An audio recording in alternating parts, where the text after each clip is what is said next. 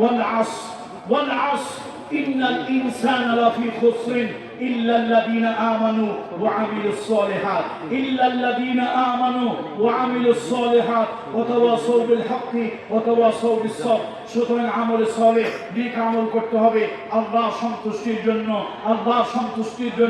আল্লাহর রেজামন্দির জন্য সেটাই হলো ওয়াবতাগু ইলাইহিল ওয়াসিলা ওয়াজাহিদু ফি সাবিলিহি আল্লাহর রাস্তায় জিহাদ করতে হবে বিড়ালের মতো 500 বছর বাঁচতে চাই না বাতিলের বিরুদ্ধে সিংহের মতো আট ঘন্টা বাঁচতে চাই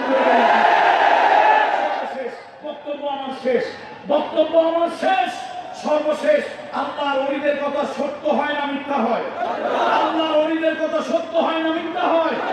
এই পেকুয়াবাসী খাতা কলমে লিখে নাও আল্লাহর ওলি আজ থেকে 20 বছর আগে বলেছিল আমি বাংলাদেশের ভাগ্য আকাশে উত্তর গগনে একটা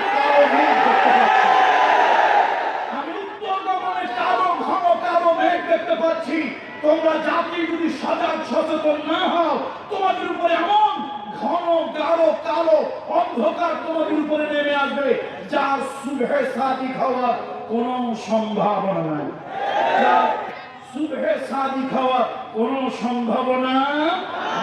ভাই আমি কিন্তু পলিটিক্যাল কোনো কথা বলি নাই কারো নাম বলি নাই কারো কিছুই বলি না বলবো না তবে যেই মাহফিলে হকের কথা বলা যায় না এরকম মাহফিল দেওয়ারও কোনো দরকার নেই প্রশাসনকে শ্রদ্ধা করি সম্মান করি তুয়াজ করে কোনো কথা বলা যাবে না হয় মাহফিল করতে না দিলে কথা জবান বন্ধ করে রাখবো তারপর তুয়াজ করে কাউকে কথা বলবো না মনে পুলিশ থাকে আমরা হক কথা বললেই কিছু লোক ধারণা করে রাষ্ট্র আর রাজনীতি নিয়ে আমরা কথা বলি ঠিক কিনা বলুন আমি নিজামীদেরকে বলবো আপনারা যে নিসার সাহেবের মাহফিল কিছু লোক দিয়ে খতম করাবেন দোয়া ইউজ পড়াবেন আমরা গরু জবাত করবেন আমরা খেয়ে দিয়ে যার দোয়া করে চলে যাব মাহফিল হলে কিছু দুই একটা কথা বলতেই হবে ভাই আমরা জানি ভাসুরের নাম নেওয়া শোভনীয় নয় আমরা জানি ভাসুরকে তার নাম জানি কিন্তু ভাসুরের নামটা আমার মাইক দিয়ে নেই নেই মাইক দিয়ে কি একবার ভাসুরের নাম নিছি